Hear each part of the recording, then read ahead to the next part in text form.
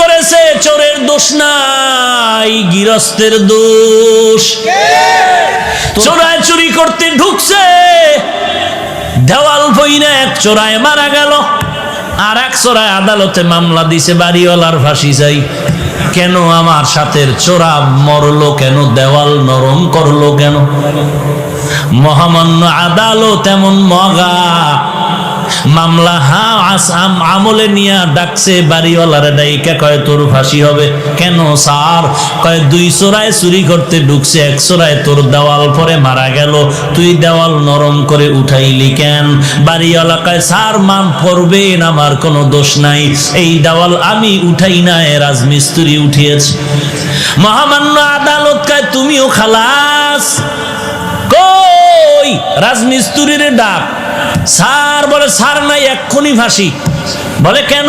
কথা শুনেন, কি সমস্যা? বলে দেওয়াল নরম করে উঠাইলি কেন? বলে দেওয়াল উঠাইছি আমি, তবে নরম আমার কারণে হয় নাই, যেই যোগালি আমার এই সিমেন্ট মিলাই দিছে, পানি বেশি দিছে, নরম হয়ে গেছে, আমার কোনো দোষ নাই। মহামান্য আদালতকে তোরও মাফ করে দিলাম। ধর যোগালি কই, এই তুই পানি নরম করে বালু দিলি কেন? বলে স্যার আমার কোনো দোষ নাই, আমি বালতি দিয়া বালুর মধ্যে পানি ঢালতেছিলাম, হঠাৎ করে একটা হাতি জোরে চিৎকার দিয়া দৌড় মারছে, এই ভয়ের ঠেলায় বালতির পানি বেশি বেড়ে গেছে, হাতিওয়ালার দোষ। বল তুইও মাফ। হাতিওয়ালারে ডাক, হাতিওয়ালা তুই এই অন্যায় করলি কেন? কয় স্যার আমার হাতি এমনি চেতে না, এমনি গরম হয় না, এক বেডিয়ে এক মহিলা সুন্দরী রূপসী স্বর্ণের অলংকার লাগাইয়া ঝুম ঝুম করে আওয়াজ করতেছিল, হাতি দেখা গরম হয়ে গেছে। কয় তুমিও মাফ। মহিলার ঝুনঝুনালারে ডাক, মহিলা ডাকছে, এই ম্যাডাম তোমার ফাঁসি হবে। বলেন কি ম্যাডামের ফাঁসি হবে? বলে হ্যাঁ। কেন? বলে তোমার ঝুনঝুন আওয়াজে হাতি গরম হইছে, চোরায় মারা গেছে।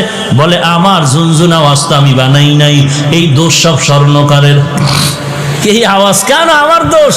বানাইছে কে? স্বর্ণকার। তুমিও খালাস। স্বর্ণকার লাব্বাইক। কেন অস্ত্র বানাইলি এইভাবে আওয়াজ দেনেওয়ালা? স্বর্ণকার এবার তো কোনো দেয়ালে পেট থেকে গেল, এখন আর কোনো জবাব নাই। স্যার কিছু করার নাই, বানাইছি তো বানাইছি। বলে এখন তোর ফাঁসি হবে। বলে কই এর ফাঁসি আমার গলায় আসলো কেন? কি এর ফাঁসি? বলে পরে ফাঁসির পরে জানা যাবে, এখন ফাঁসি হবে। কোনো কথা নাই। কপাল বড় খারাপ, ফাঁসির মঞ্চে যখন স্বর্ণকারের নেওয়া হলো, ফাঁসির মঞ্চে যখন দাঁড়ায় গেল, ফাঁসির মঞ্চে গিয়ে দেখে মারাত্মক সমস্যা, ফাঁসির রশির সাথে গলা মিলে না, রশির ফাঁকা বড়, গলা চিকন। এইবার বলে বাদশা নামদার কি করা যায়? কয় এর গলার সাথে রশি মিলে না, কয় এডারে বাদ দিয়া এই দেশে খুঁজা দেখ যার গলা মোটা, এডারে ঢুকা। এইবার জল্লাদ খুঁজো, দেশের মধ্যে কারে পাও গলা মোটা, এডার ফাঁসি দাও। খুঁজতে খুঁজতে খুঁজতে খুঁজতে একজন গলা মোটা পাইল, পীর সাহেবের খাদেম। এমন এক খাদেম পাইছে যে ফাঁসির রশির সাথে গলা খাপের খাপ, বাপরে বাপ মিলে গেছে। এমন মেলা মিলল। এইবার মরার আগে বলে কোনো দাবি আসেনি? এইবার খাদেম কয় হ্যাঁ আছে। কি দাবি? বলে আমার পীরের সাথে আমি একটা বেয়াদবি করেছিলাম, ওই বেয়াদবির জন্য ক্ষমা চাইব। কি বেয়াদবি করেছো? পীর আমাকে নিষেধ করেছিল এই দেশে যেন না থাকি। কেন নিষেধ করেছিল? আমরা যখন সফরে রওনা হলাম, এই দেশে আইসা দেখলাম ঘিয়ের দাম তেলের দাম সমান। তেলের দাম? আমি বললাম হযরত আমার শরীর হয় না এত গোশত খাই, জনমের মতো খাই, এরপরও শরীর বানে না। তেলের দাম ঘিয়ের দাম যেহেতু সমান, কম দামে ঘি খাইয়া মোটা হয়ে যাব। আমার পীর বারবার বলছে এই দেশের ঘি খেয়ে মোটা হইলে বিপদে পড়বি। কেন এত দামি ঘি কেন কম দামে পাইলে খাবো না? পীর বলছিল সাবধান, যেই দেশে তেলের দাম ঘিয়ের দাম সমান, ওই দেশে কোনো ইনসাফ নাই। যেই দেশে নারী আর পুরুষের দাম সমান, ও দেশে ইনসাফ নাই। যেই দেশে শিক্ষিত শিক্ষিতের মান সমান, দেশে ইনসাফ নাই। পীরের কথা আমি মানি নাই। আমি পীরেরে বললাম হুজুর যত বয়ান দেন ঘি না খাইলে কলিজা ঠান্ডা হবে না। হুজুর আমাকে বলল টের পাবি সময় মতো। এখন তো টের পাবো পাবো ভাব। আমার পীরের একটু খোঁজ করে দেখাও। পীরেরে তালাশ করে আনা হলো। হযরত জি মেহেরবানি করে মাফ করে দেন, মুরব্বির কথা না মানলে এমনই গজবে পড়া লাগে, এমন বিপদ আইছে, কোথার ফাঁসিয়া আমার গলায় লাগতেছে, কোথায় জানি কি গ্যাঞ্জাম লাগছে, এখন আমারে ফাঁসি দিচ্ছে, সরকার আমারে দাওয়াত দিছে ফাঁসির জন্য। এই বিপদ থেকে বাঁচার উপায় কি? বলে মুরব্বি মানবি জীবন ভর? বলে হ্যাঁ মানবো। মুরব্বির সাথে বেয়াদবি আর করবি নি? কয় জীবনও করবো না।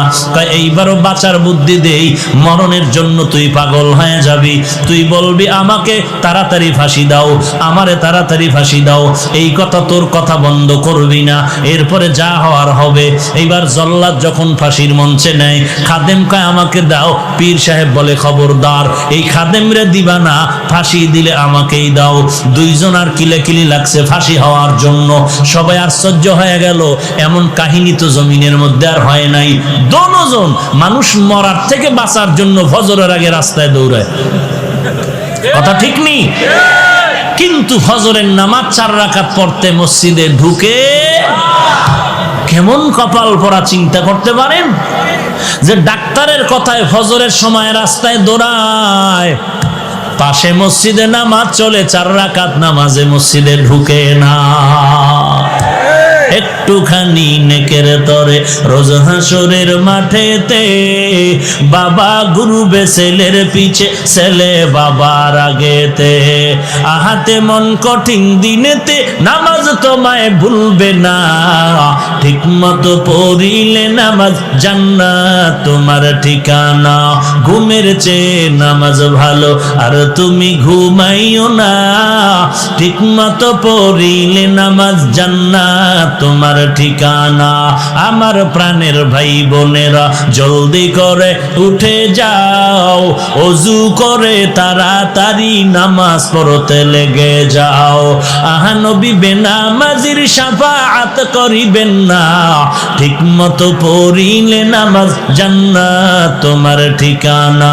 ঘুমের চেয়ে নামাজ ভালো আর তুমি ঘুমাইও না, ঠিক মতো পড়িলে নামাজ জান্নাত তোমার ঠিকানা।